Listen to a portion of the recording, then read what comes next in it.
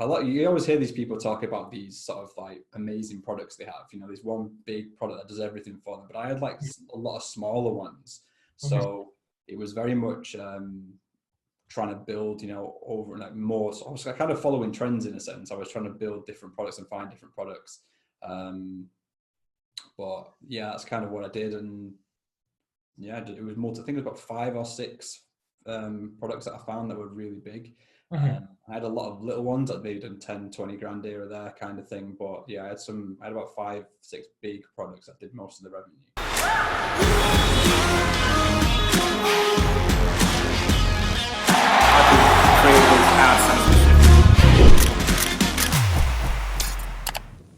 Hey guys, so today we have very special guest, Chris Wane. So he's scaled dropshipping store to how much? Like $700,000 on a general store, yeah. Yeah, and first I've learned about Chris. I've seen his interview with Oberlo, with that company that basically their plugin allows you to sell like dropshipping products. And so I've learned about Chris, and now we've connected because I want to learn about his story, and I want to share with you guys. And definitely, Chris has a lot of things to share with you guys as well. So very excited to have you here, Chris. Thank you. I'm glad to be on. I've seen you around for quite a while, so it's good to finally connect. Yeah, cool, awesome. And so, how did you get like into dropshipping like in the first place? How did you get into it? I actually saw a YouTube video, so something just popped up on my YouTube feed saying about how some guy had made $250,000 selling paracord bracelets from AliExpress, and I was like, well, you know, I want to do that. I want to make some money. Let's have a look at this. So I actually bought some paracord. I actually still got the paracord bracelets, to be honest. I never sold any of them. I actually bought like 6 of them to try and sell it, and I've still got them in a box somewhere in the house because I never actually sold them. But yeah, I saw that video, and that was my first ever sort of like look into dropshipping. It was the first thing I ever saw, first thing I'd ever heard of. So yeah, that was kind of the first step. Just like understanding that it even existed was the first thing, and then obviously I went into it, looked into it more, and built the general store that ended up doing $700,000. Cool, awesome. And so, like when you launched, because we just chatted briefly before the call, and you mentioned this was your 6th attempt, right? Like 6th attempt, yeah. So 5 stores just completely failed. I think I made like 2 or 3 sales across 5 stores or something the first time I tried it. I had no idea what I was doing. I was just, you know, following random stuff on YouTube and on Google and everything. Didn't really have a clue what was going on. And yeah, they all failed. I think looking back, they failed because I didn't know how to use Facebook ads. That was kind of the main reason why they failed. But yeah, a lot of it. Yeah, it was a lot of trial and error until I finally cracked it in a sense. Cool. And so, and how did you overcome that failure? Like, so when that didn't work out for you, how did you know that, like, if you keep pushing, if you keep trying, then it will work out? I think I just had a feeling that it was going to work. I just knew I was close. I don't know. I can't really explain it in a sense. It was kind of like, I always knew I wanted more than what I had. I always had this feeling that I was sort of, I'm going to say destined, but, you know, I always felt like I was kind of, there was something more for me. And I just, at every failure, I learned something new. And I was like, well, this, you know, okay, if I change that, then maybe this is going to work. And I kept trying until I eventually figured it out. But I spent a lot of time learning as well, you know, while I was doing it. It wasn't a case of just keep trying the same stuff over and over again. It was, I need to, okay, so that's failed there. Why has that failed? Let's break that down. It failed because of this. Okay, let's try this then. And, you know, I basically did that until I ended up making it work kind of thing. But I always had that feeling that there was something here for me. I just had to just really sort of hone in on it and figure it out. And did you have like a 9-to-5 job at that point, or? Yeah, it was through normal 40-hour week in a contact center kind of thing. And yeah, working this kind of around that job, but also kind of in that job as well when I got an opportunity. Shouldn't have really done it, but I was kind of working whilst I was working. So I'm working on my own stuff whilst I had that job. So everyone does that. So it's fine. Yeah. When you're passionate about it, you've got to put the time in, sort of thing, and that's what I did. So.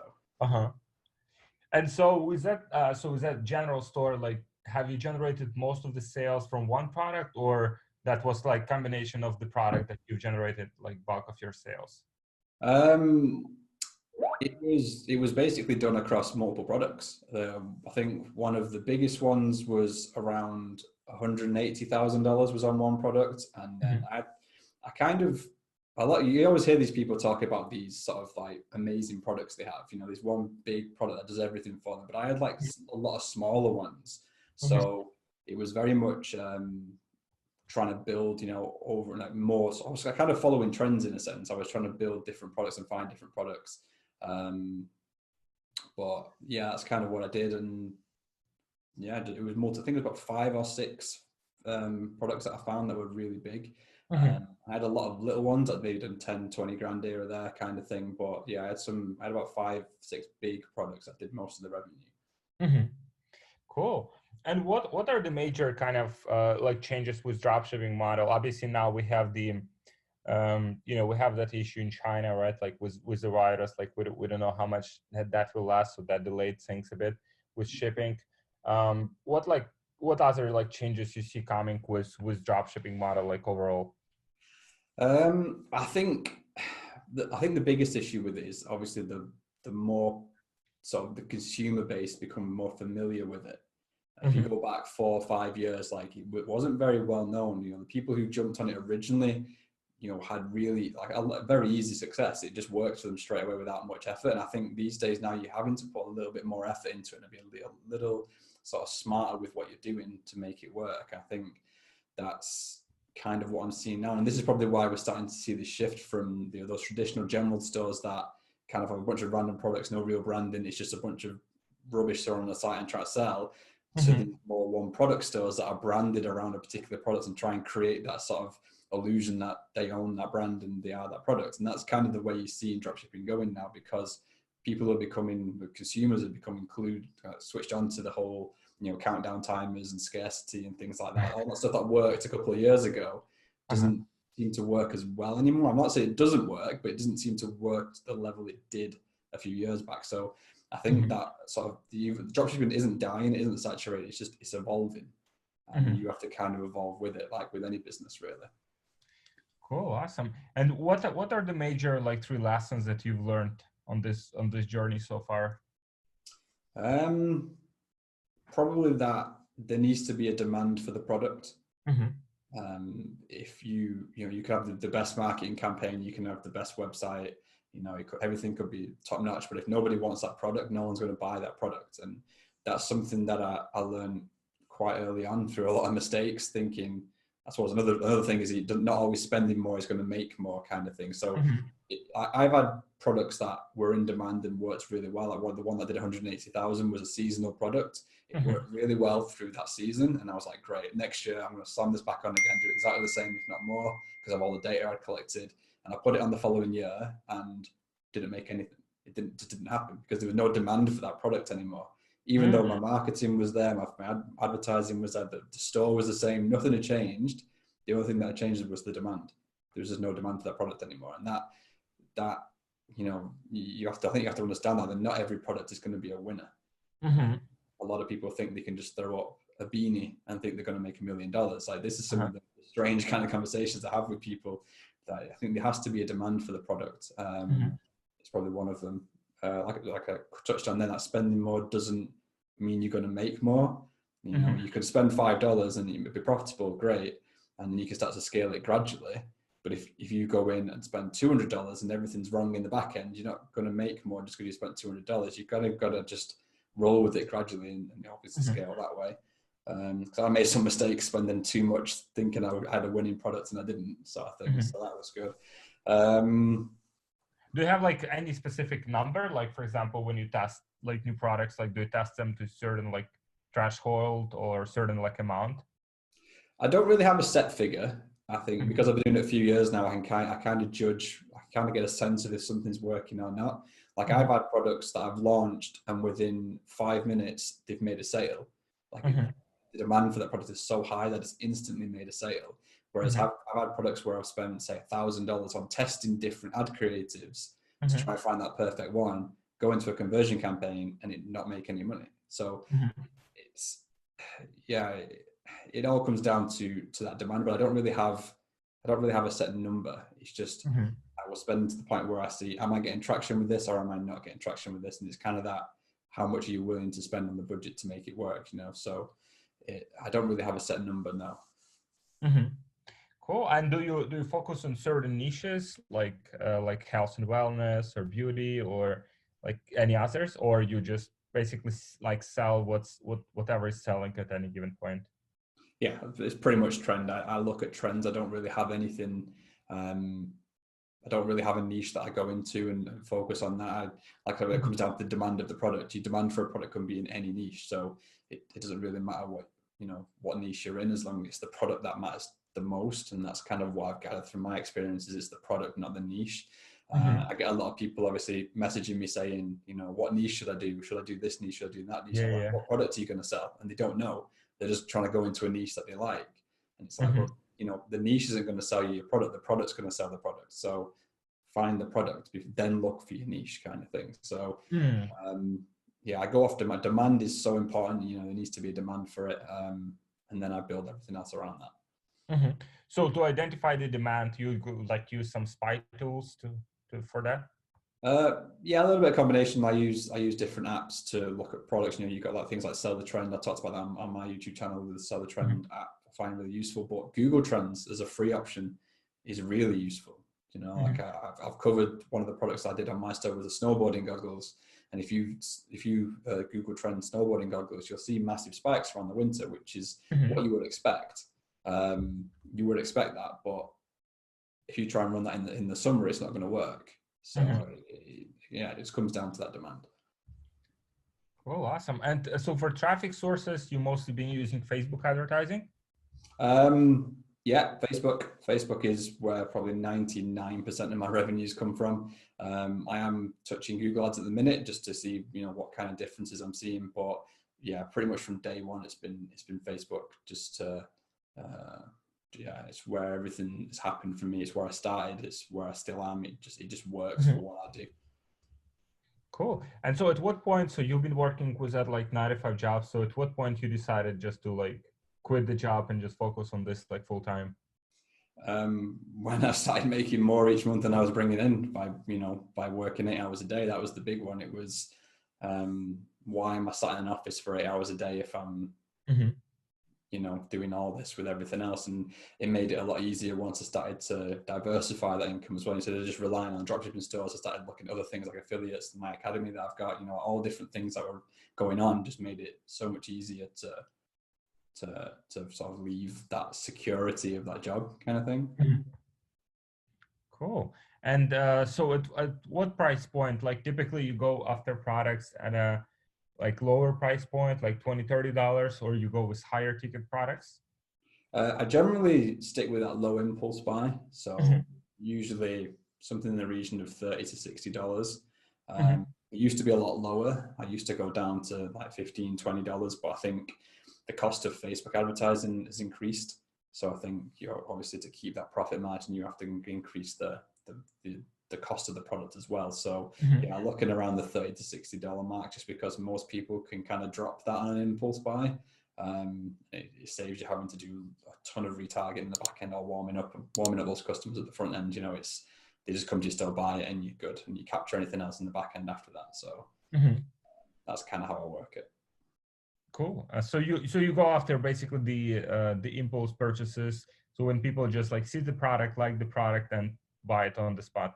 Yeah, pretty much. That's where the majority of my sales have come from. I did try a higher ticket product once, where I had them landing actually on a landing page that was kind of written like an article, explaining the products and the benefit of the product.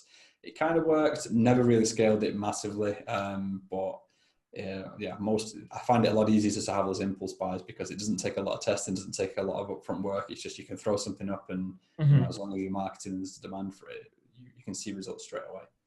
So the way you see it is pretty much if you have a good product, even if your marketing, your advertising are not perfect, then you can still make it work. You can still get some proof of concept out of it. Yeah, definitely. And you just tweak along the way. Then obviously you might not always be profitable straight away, but if everything's done right and you've got a trustworthy store and there is a little bit of demand for the product, you should start seeing some profitable ad sets even, early on. like I said, when I said to you, like, I get that feeling like something's working, like I can kind of sense if it's working or not now. That's just coming from seeing so many ad sets not work. You know, I know what works and what doesn't work, and I can kind of see the traction. But yeah, it's very much impulse buys and just trying to get those sales straight away. Cool. And how do you structure your team? So once you started like growing, like who was the first person you hired to help you out? It was actually a friend from work at the time. So I had him managing, just managing like orders and customer service and things like that for a bit. I'm quite a control freak though, so I like to do it myself just because I like it done my way. It's something I have to kind of just let go of a little bit and actually trust other people to do it. But I like it, you know, obviously I started this from nothing, so I like it done my way. I like it done to my standards. So yeah, I kind of struggle with just letting go a little bit, but yeah, he was the first person that I kind of got involved in it all. But as much as I can, I try and keep it to myself, with everything myself. Cool. And do you still like you use like AliExpress or Berlo to fulfill your orders, or you already like have some suppliers and agents in China? I actually use is it DSs? I think you pronounce it DSs or DSs or something like that. I think it is. So I do use Oblo as well, but you know, DSs or DSs, it allows you to import directly to the API on AliExpress, like up to $100 at a time. I just find that bulk ordering process a lot easier. I did have a agent in China for a short time on a product that worked quite well. Did quite a bit through him. But he ended up not being able to get hold of the products anymore. So that ended up stopping. But then I tried another product and he couldn't get that. So I thought it's just a lot easier for me to use AliExpress. And, you know, the only reason to move away from AliExpress, other than obviously you get the product units a little bit cheaper, is obviously the shipping times. But I've never really had a major problem with shipping times. People talk about it a lot, don't they, when they first get into it? But I've never had that big of an issue shipping from AliExpress. So I never felt the need to try and go somewhere else. Cool. And then what are your plans like with your drop shipping business? Do you want to like evolve, like take some of the products, make them like branded, or do you still want to continue with like using this model just like more for like cash flow purposes? I do like this model. You know, it's just got to change everything for me. I do stick with it, but I kind of can't find a product that I want to turn into a proper brand sort of thing. So I think if I'm going to be doing this with, you know, actually labeling my own products, I have to be 100% sure behind the product. But because I work on trends and I work on things that are working right now, it's finding that product that's going to be, you know, like a long sort of longevity in its lifespan sort of thing. I work on very short spike trends that work for, you know, in a sort of, you just rush it through, you've got, you make that cash grab, and then you move on to the next trend. And that's kind of what I've been working on for the last 2-3 years, testing those products and then scaling those. But none of them have ever lasted long enough for me to consider going into my own private labeling with it. So I have looked at it many times. I've thought about it with a few products, but then as I start looking into it a bit more, the product starts to die off. So it's not something that I'm doing at the moment, but potentially in the future, if I find the right product that I want to, because obviously it's a lot more money, it's a lot more investment, it's a lot more time to put into growing that. I'll probably look to do it in the future if I find the right one. Yeah. Cool. And what mistakes, like, so obviously now you have your own like people that pretty much like you're helping with growing their stores, and also you have YouTube channel, you probably get like a lot of you know, like comments and stuff. So what major mistakes you see people are making that, you know, pretty much like stopping them from, you know, from getting like breakthroughs and being successful with e-commerce? I think the biggest one that I see a lot at the minute, which I didn't realize it was this bad, is really poorly designed websites. The actual stores themselves are just, some of them that I've seen have been terrible. Like to me, I want to say I'm a creative person, but I kind of know if something looks good and if something looks trustworthy. And I think a lot of people make the mistake of they think they can I think a lot of people don't have a lot of technical skill, maybe. You know, I don't know them personally, but you can kind of see from talking to them and seeing what they're doing that they might not know how to do it properly. And they throw up these stores, color schemes are all over the place. They've got clip art for logos, fonts are all over the place, and there's zero trust on their store. And they ask the question, why is no one buying from me? I spent $2,000 on Facebook ads and I've not made a single sale. Mm-hmm. And you go and have a look and you can see straight away why they haven't made a sale. And that's because no one's going to trust to buy from them. I think that's a huge sticking point for a lot of people. A lot of people that I've spoken to. Obviously, once you get past that, you get into the whole more complex side of it with Facebook ads. But I think a lot of people have this sort of incorrect impression that they can just throw up a store and make sales and don't look at it from an actual business point of view. It's a brand at the end of the day. Cool. And so in terms of like, you have any like preferences for teams that you're using for Shopify? Teams? Yeah. Like teams for like Shopify team, like using free teams or like paid teams typically? Oh, themes. Yeah, I'm using Debuify. I think that's how you say it. Debuify at the moment. Been giving that a go. I was using the booster theme for a while. I did enjoy that. It was quite good. And then Debuify. I never say it right. I don't even know how you say it, but I think it's Debuify.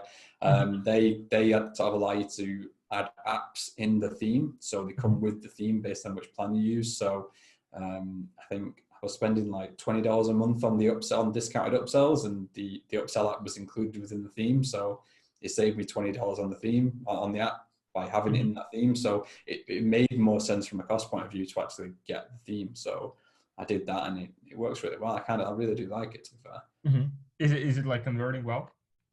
Sorry? Does it like convert well? Yeah, it converts very similar to how Booster did for me. They're quite similar in the sense of the way the look and the feel of them, they are quite similar, but it was the apps that was coming from Debuify or whatever was kind of sold it for me.